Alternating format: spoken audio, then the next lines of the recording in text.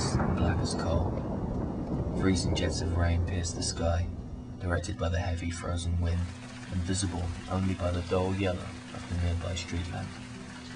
Water ran everywhere, mixing with the shit on the ground and running down into the gutter. The drains were clogged and were beginning to stink to high fucking heaven. It made sense.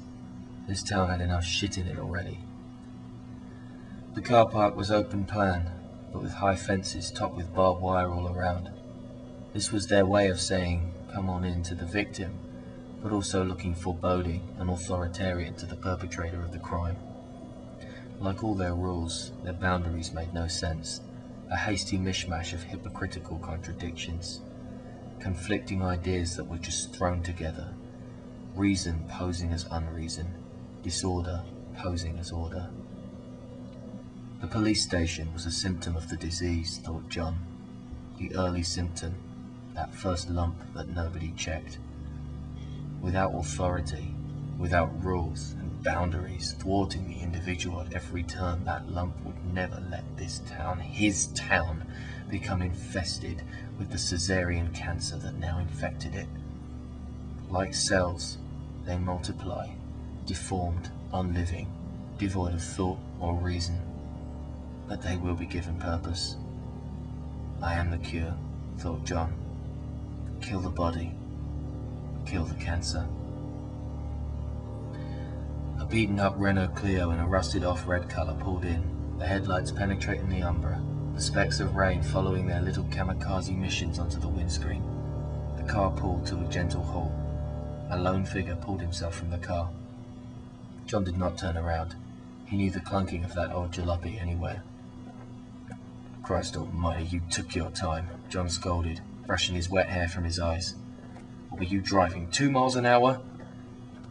Emerging from the car, Brogan shook his head nervously and looked around. Did you check for CCTV? No. Brogan looked astonished. Without turning round, Johnny motioned to the camera in front of them and waved sarcastically. Smile.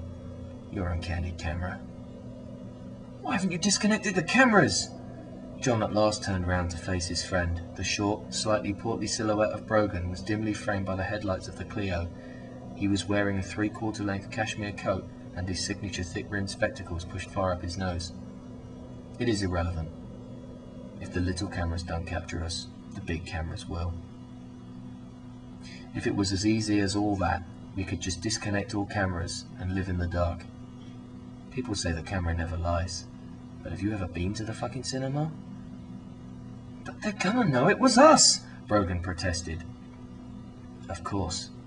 And what better way to tell them than to give them the opening scene of our little movie for free? Say a nice big fuck you to them in their own language.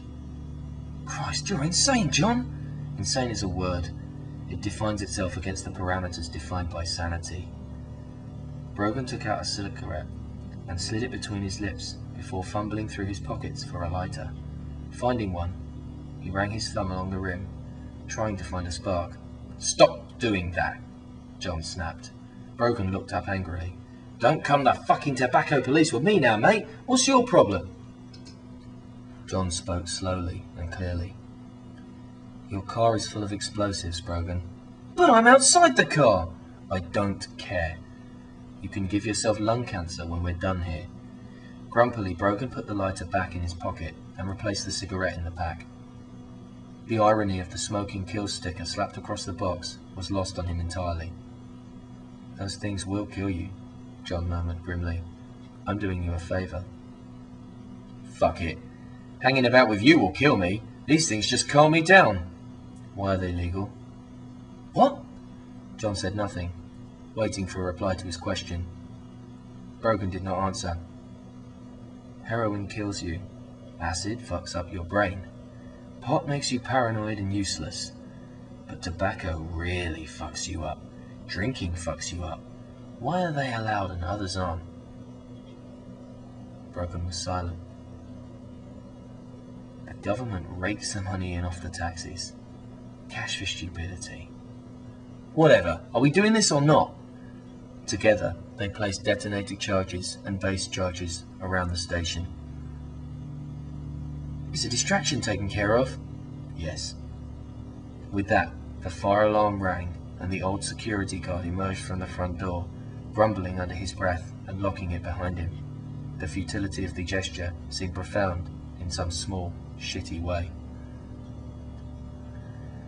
Savor this, Brogan. It's the last few moments of your life. You aren't a terrorist. The old man turned to face the two young men. Oi! What do you lads think you're doing here at this time of night? Exactly what we're doing to the bank this time tomorrow, and then the school. We're going to war with the world. Suddenly, a tremor tore through the ground. A huge dust cloud kissed the cold night air, and everything turned inside out in slow motion. Boom.